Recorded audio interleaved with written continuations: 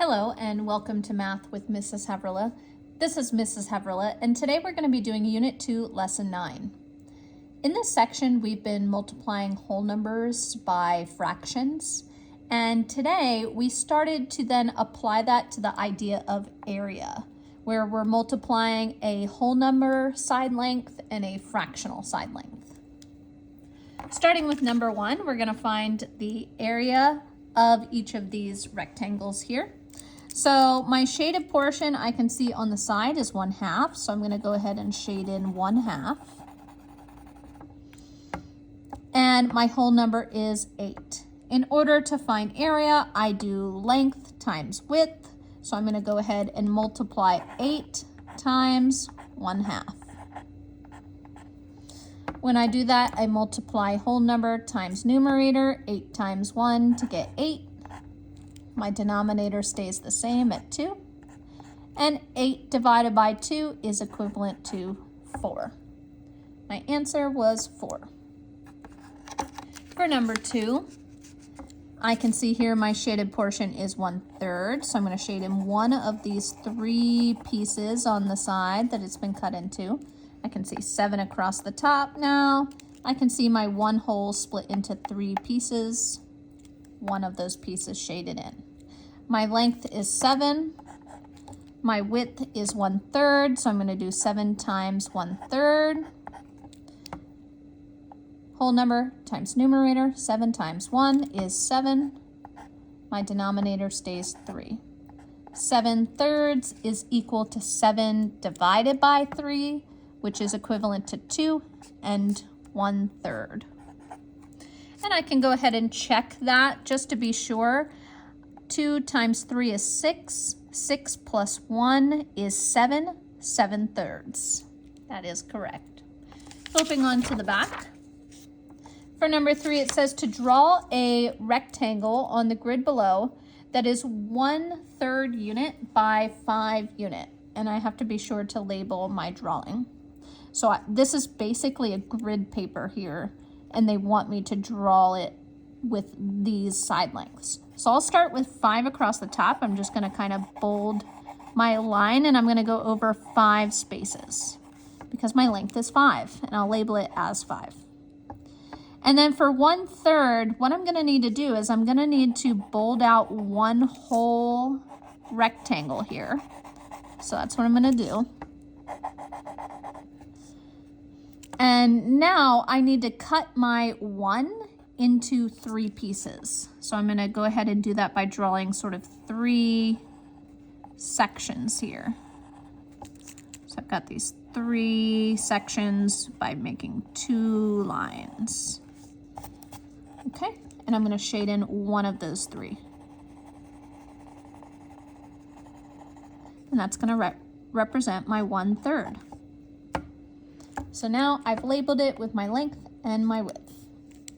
5 as my length, 1 as my rectangle here on the side, split into 3 pieces, so 1 out of 3, 1/3. Now I need to find the area, so I'm going to take the length of 5, I'm going to multiply it times the width of 3, or 1/3. Whole number times numerator, 5 times 1 is 5, denominator stays at 3. 5/3 is equivalent to 5 divided by 3, which is 1 and 2/3. And I can then check that by doing 1 times 3 is 3 plus 2 is 5, 5/3. In order to do this converting, I keep mentioning dividing. So 5/3 is equal to 5 divided by 3. If I use the partial quotient strategy that we have been sort of practicing all year, I would set that up as a 5 inside this little house and the 3 outside. And I'm trying to figure out how many times 3 can go into 5. My keyword being times, so I'm going to multiply. Well, 3 times 1 goes into 5. I can't do 3 times 2 because 3 times 2 is 6, and I only have 5. So I'm going to do 3 times 1 to get 3, and I'll subtract to get a remainder of 2. My 1 came from my one group of 3. My 2/3 came from my remainder of 2 over my divisor of 3, 2/3. Moving on to my fluency practice, I'm just going to do some multiplication here. So starting with 8 times 3, I get 24, and my denominator stays 4. Now I'm going to do 24 divided by 4, which is 6. Next I have 5 times 5 is 25, and my denominator stays a 6. I know that 6 can go into 25 4 times, with 1 left over, 1 over 6. I can check that now. 4 times 6 is 24, plus 1 is 25. 25 sixths. Next, 10 times 6 is 60 eighths. And then I'm going to do 60 divided by 8. I know that 8 can go in, let's see, 8 times 8 is 64. That's too much, so I'll do 8 times 7. And then to get from 8 times 7 up to 60, I know that 8 times 7 is going to give me 56. 56 plus 4 more is going to give me 60, so 4 eighths.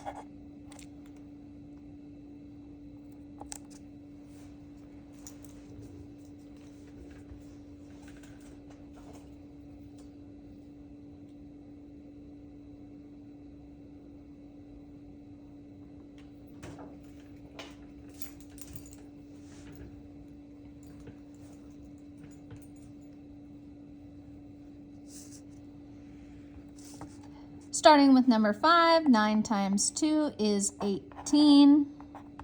18 over 3. I'm going to then do 18 divided by 3.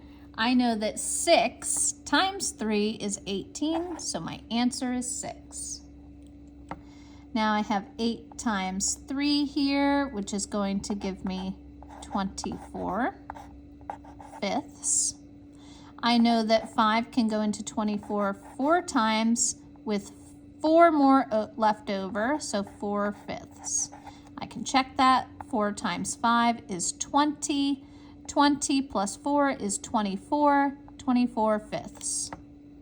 And last, I have 5, 6 times 9, so 5 times 9 is going to give me 45 over 6. That's the same as saying 45 divided by 6. And I know that 6 can go into 45 7 times, because 6 times 7 is 42. And then to get from 42 to 45, I need to add another 3 onto that. I'll check that. 7 times 2 is 42. 42 plus 3 is 45. 45 sixths. And that's all I have for today. So be sure to check in again next time for help with your homework.